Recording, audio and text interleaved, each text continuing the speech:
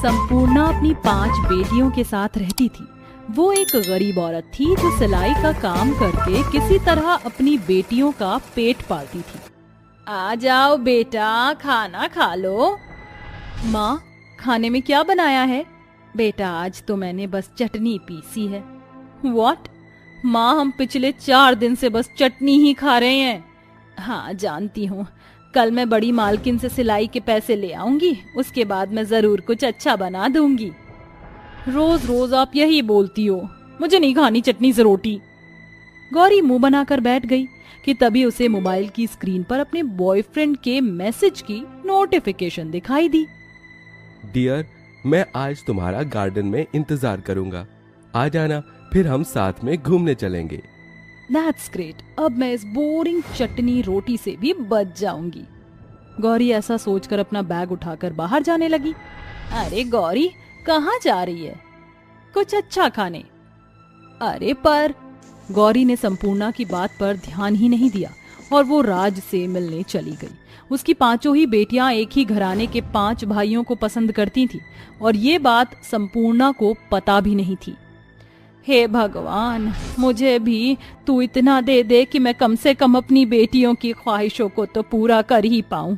मैंने खुद तो सारी जिंदगी रूखा सूखा खा पी कर बिता दी, लेकिन माता रानी मेरी बेटियों के नसीब से ही मुझे बस इस लायक कर दो कि मैं इनकी जायज ख्वाहिशें पूरी कर सकूं। संपूर्णा उदास होकर भगवान से कामना कर रही थी। उसकी एक भी बेटी घर में नहीं थी। एक तरफ गरीब माँ दिन दोगुनी रात चौगुनी मेहनत करके भी चटनी से रोटी के निवाले निगल रही थी, तो वहीं दूसरी तरफ उसकी बेटियां बड़े घरानों के लड़कों के साथ चक्कर चलाकर 5 स्टार होटल के खाने का मजा ले रही थीं। इसी तरह से सिलसिला जारी था। संपूर्णा की बेटियां हमेशा ही उससे किसी न किसी चीज की मांग करती ही रहती थी। माँ, मुझे एक नया फोन खरीदना है। नया फोन? लेकिन क्यों? क्योंकि ये मॉडल बहुत पुराना हो गया है और आज के दौर में कोई भी ऐसा फोन यूज नहीं करता, बस इसलिए।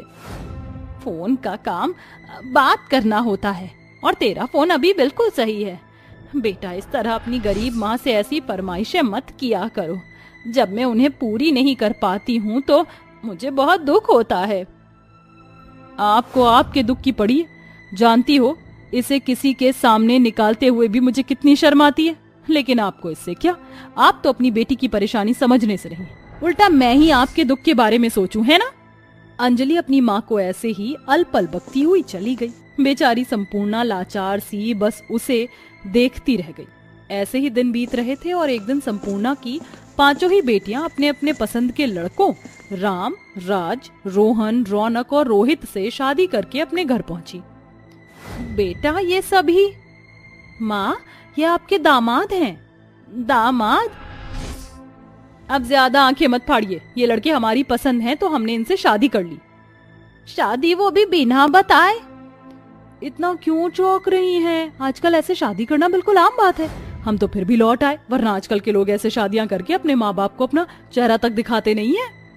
अब ये सब बातें छोड़िए और हम जिस काम के लिए यहाँ आए हैं वो कीजिए। सही कहा माँ, आपकी बेटी अपने ससुराल जाने वाली, हमें अपने ससुराल ले जाने के लिए कुछ तो दो। ऐसे खाली हाथ हम 5 नहीं जा सकते हैं। और हाँ, आशीर्वाद से अलग कोई चीज देना।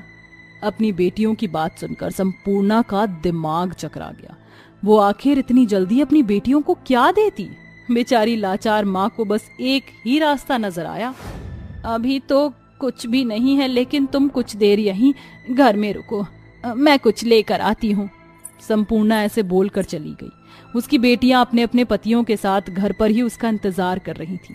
संपूर्णा सीधा अपने साहूकार के पास पहुंची और उसने मकान को गिरवी रख दिया। जब मेरे पास पैसे होंगे मैं मकान छुड़ा लूंगी। और अगर मुझे पैसा समय से नहीं मिला तो तुम्हारा मकान मेरा। ठीक है। बेचारी गरीब माँ मकान के पैसों से अपनी बेटियों को देने के लिए 4-4 सूट और 1-1 सोने की अंगूठियां ले आई और उन्हें विदा कर दिया। सदा खुश रहना। उसकी 5 बेटियां विदा होकर ससुराल आ गईं। कुछ दिनों तक सब कुछ सही चल रहा था, लेकिन उन 5 की ही सास मोनिका एक बेहद सख्त मिजाज औरत थी। कुछ दिनों के बाद उसने अपनी बहुओं पर अत्याचार करने शुरू कर दिए थे। अरे तुम पांचों की ही कमर में सत खत्म हो गया है क्या? चलो उठो और काम देखो। सासू माँ, हमने अभी ही सारे काम निपटाए हैं। अगर रोज के काम निपट गए तो कुछ और करो, लेकिन मुझे ऐसी लेटी हुई घर की बहुएं पसंद नहीं है। मोनिका हर समय उन्हें कामों में ही लगाए रखती थी। पांचों बेटियों को अब अपनी माँ की शराफत और अच्छाई का एहसास होता था। ऐसे ही दिन बीत रहे थे कि एक दिन उन पांचों के पति की फैक्ट्री में काम करते हुए एक हादसे का शिकार हो गए और एक ही झटके में पांचों ही बहनें विधवा हो गईं।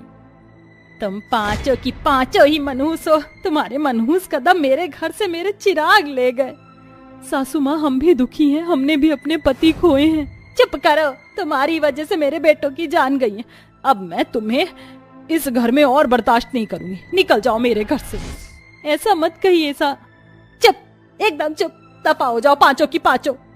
पति के जाने के बाद पांचों बहनों से उनका ससुराल भी छिन गया। अब उनका इस दुनिया में उनकी माँ के सिवा कोई नहीं था।